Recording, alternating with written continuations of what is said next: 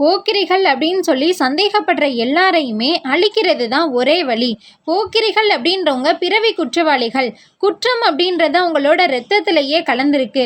அது பரம்பரையாக வர்றது. அவங்கள திருத்தவே முடியாது. அப்படி இருக்கும் பொழுது அவங்கள அழிக்கிறது தான் ஒரே தீர்வு அப்படின்னு சொல்லி முடிவெடுத்த பிரிட்டிஷார் 1830 போக்கிரி ஒழிப்பு சட்டம் அப்படின்ற ஒரு சட்டத்தை கொண்டு வராங்க. இந்த சட்டம் என்ன சொல்லுது அப்படின்னா, போக்கிரி அப்படின்னு சொல்லி சந்தேகப்படுற யாரையும் எந்த இடத்துல வேணாலும், எந்த நேரத்தில் வேணாலும், எந்த நிலையில் வேணாலும் சுட்டு கொள்ளலாம் அப்படின்ற அதிகாரத்தை கும்பெனி இராணுவத்துக்கு கொடுக்குறாங்க. சும்மாவா சொல்லணும்?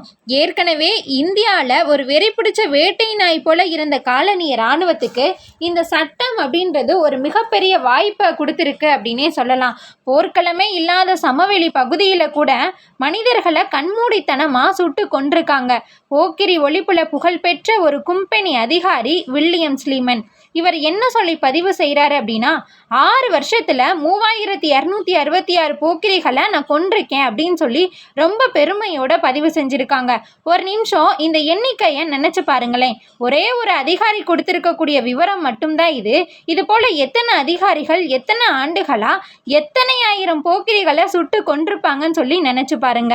தங்களோட இராணுவத்துக்கு இடையூறாக யாரெல்லாம் இருக்கிறாங்களோ அவங்க எல்லாரையுமே அழிக்கணும், தங்களோட அரசியல் ஆதிக்கத்தை நிலைநிறுத்தணும் அப்படின்றது அவங்களோட மிக முக்கிய தேவையாக இருந்திருக்கு. இந்த அதிகார தேவைக்காக தான் போக்கிரிகளை பிறவி கொலைகாரர்கள் அப்படின்னு சொல்லி முத்திரை குத்துனாங்க. கொலையை பரம்பரை தொழிலாக செய்யக்கூடிய ரகசிய சமூகம் அப்படின்னு சொல்லி அவங்கள அடையாளப்படுத்தியிருக்காங்க.